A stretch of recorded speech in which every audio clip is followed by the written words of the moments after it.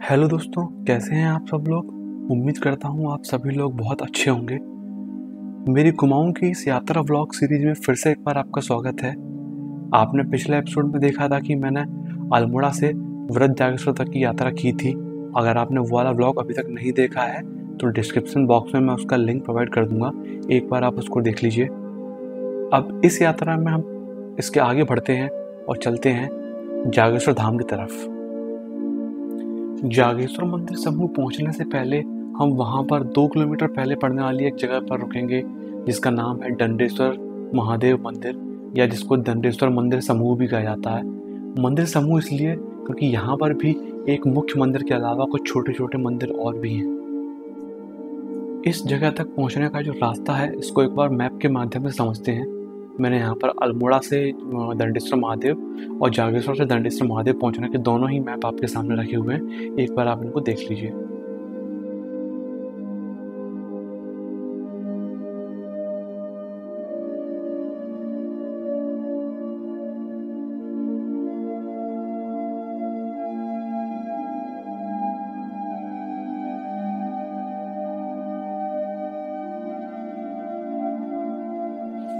अभी की इस यात्रा का विवरण देने से पहले चलिए मैं आपको लेके चलता हूँ कुछ साल पहले की यात्रा की तरफ। जब मैं पहली बार जागेश्वर धाम आया था तब भी मैं एक रेंटेड बाइक से ही यहाँ पर आया था, और तब मुझे पता नहीं था कि जागेश्वर मंदिर समूह जो है वो कैसा है, वहाँ पर कितने सारे मंदिर हैं आदि। तो जब मैं यहाँ दंडेश्वर महादेव मंदिर पर रुका तो मुझे ऐसा लगा कि यही शायद जागेश्वर मंदिर समूह है, और मुझे बिल्कुल भी ये महसूस नहीं हुआ कि यहाँ तक आना मेरा व्यर्थ रहा, क्योंकि ये जगह अपने आप में इतनी खूबसूरत है कि मैं इसको शब्दों में बयान नहीं कर सकता। पर फिर जब मैं यहाँ पूजा पाठ कर रहा था तब मुझे मालूम चला कि नहीं, जागेश्वर मंदिर समूह आगे है, ये दंडेश्वर मंदिर समूह है। और ये कुछ इस तरीके से है जैसे आप शिव जी के एक अलग ही संसार में प्रवेश करने जा रहे हों, और उस संसार के गेट पर एक मंदिर है जो कि है दंडेश्वर महादेव मंदिर या मंदिर समूह। गजब की अलौकिक जगह है।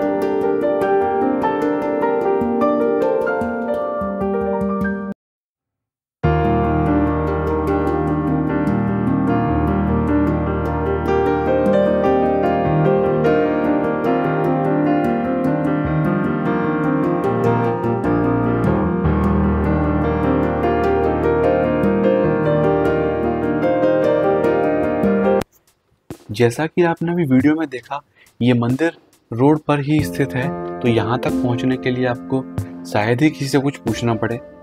मंदिर के ठीक सामने एक दुकान है जहाँ पर खाना पीना उपलब्ध रहता है और एक होम स्टे भी है। मंदिर के आसपास काफ़ी खाली जगह है जहाँ पर आप अपनी गाड़ी पार्क कर सकते हैं और गाड़ी पार्क करने के बाद आप आराम से इस मंदिर पर कितना भी समय व्यतीत कर सकते हैं। क्योंकि ये भी एक मंदिर समूह है, इस वजह से यहाँ पर भी एक बड़े से कॉम्प्लेक्स में काफ़ी सारे मंदिर हैं और वहीं पर से एक छोटी सी नदी भी होकर गुजरती है जो कि इस पूरे वातावरण को बहुत ही खूबसूरत बनाती है। मंदिर कॉम्प्लेक्स के आप अंदर जैसे ही घुसेंगे तो कुछ छोटे छोटे मंदिर आपके ठीक सामने होंगे और उस नदी के ऊपर से एक छोटा सा पुल जाता है जो कि मुख्य मंदिर यानी कि दंडेश्वर महादेव मंदिर तक आपको पहुंचाता है।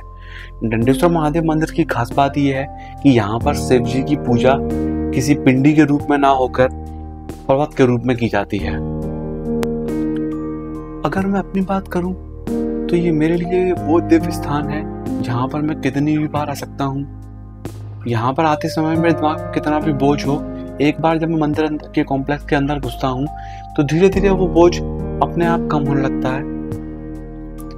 कोई भी व्यक्ति जो इस मंदिर पर आना चाहता है उसके लिए मेरी यही सलाह होगी कि आप कम से कम 1 घंटे का समय निकाल कर यहाँ पर आएं और यहाँ सुकून से बैठें, यहाँ के वातावरण को महसूस करिए और अगर हो सके तो कुछ समय यहाँ पर बहने वाली नदी, इसको जटागंगा के नाम से भी जानते हैं, कुछ समय उस नदी पर बैठकर व्यतीत कीजिए। ये अपने आप में एक योग साधना की तरह है। जब आप यहाँ से वापस लौटेंगे तो आप अपने अंदर एक नई ऊर्जा का संचार महसूस करेंगे। ये मेरा वादा है आपसे।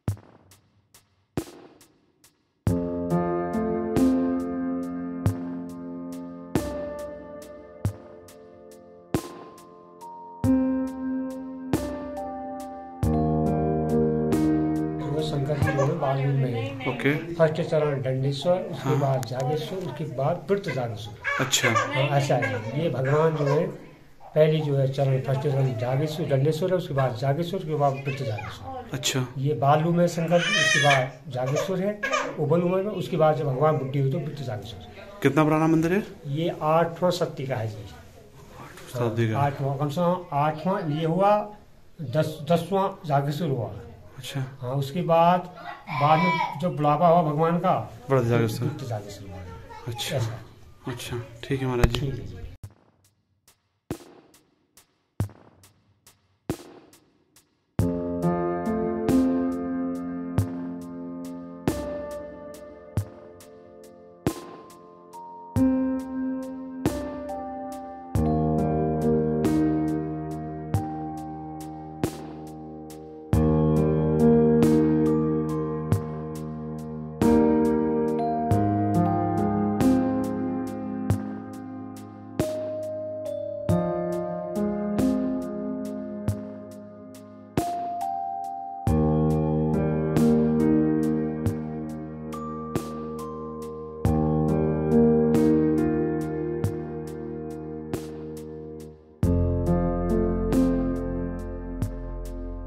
मूर्तियाँ जागेश्वर म्यूजियम में है।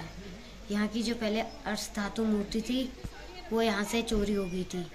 चोरी होकर वो पकड़ी गई, इसके कारण सारी यहाँ की मूर्तियाँ वहीं जागेश्वर म्यूजियम में रखी है सेफ्टी के लिए। फिर ये बाद में बने हैं? हाँ, ये शिवलिंग यहीं से फिर यहीं रखते हैं बाद में।